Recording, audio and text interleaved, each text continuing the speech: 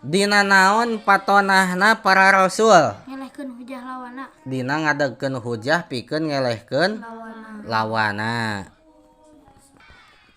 Ucapkeun atawa sebutkeun dua kalimat syahadat. Asyhadu Asyhadu alla ilaha illallah. wa asyhadu anna Muhammadar Rasulullah. Nanya. Naon hartosna? Asyhadu alla ilaha illallah. Sok naon hartosna? Teu aya deui. Aya naon? Lain ulah wakat teu aya deui.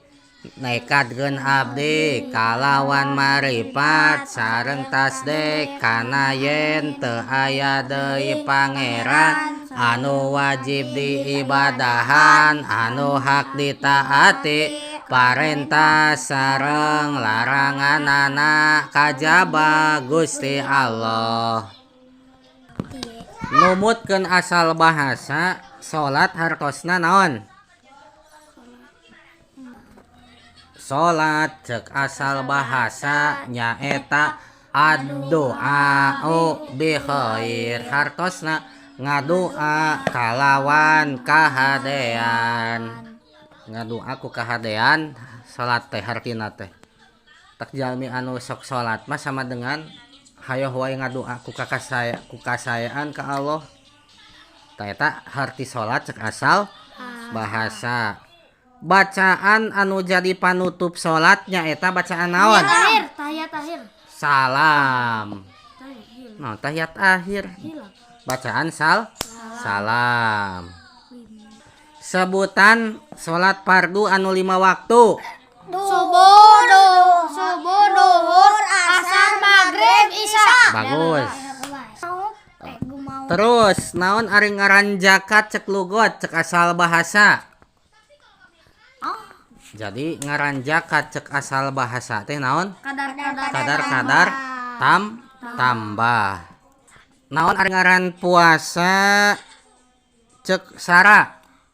Naon ngaran puasa cek sara ieu malin cek asal bahasa? Kadar-kadarna. Naon ngaran puasa cek sara teh? Nyengker tina anu matak ngabatalkeun kana puasa ti mimiti bijil pajar sidik nepi ka surupanon poe kalawan make niat anu ditangtukeun. Tah eta ngaran puasa cek syara. Naon ari ngaran haji cek syara? Ngaran haji cek syara naon? Naon ngaran haji cek syara teh? Ngamaksud ka Baitullah pikeun ibadah haji pajanya. Di mana sahna ngalaksanakeun ibadah haji? Di Baitullah. Di Arab Mekah. Di Baitullah di nya ulah di salianti eta. Naon ngaran iman cek lugot? Naon ngaran iman cek lugot? Percaya. Ngaran iman cek lugot nyaeta ngabenerkeun. Naon harti iman cek istilah syara? Percaya. Naon ngaran iman cek syara teh? Ngabenerkeun kana perkara anu dicandaku Nabi Muhammad sallallahu alaihi wasallam anu dikenal dina agama kalawan jelas. Tah eta ngaran iman cek syara. Naon hartosna atas diku bima jaa bihin nabiyyu sallallahu alaihi wasallam. Naon hartosna?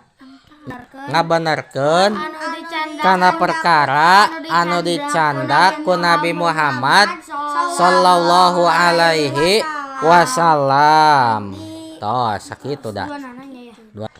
Aya sabaraha ari rukun iman? Genep. Sebutan. Iman ka Allah. Kitab Allah. Kitab Allah. Rasul.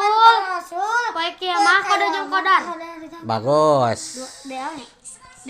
Perkara anu kajadian rek hade rek goreng eta mangrupakeun kapastian ti Kada jeung qadar. kapastian ti Ti Allah. Allah. Bagus.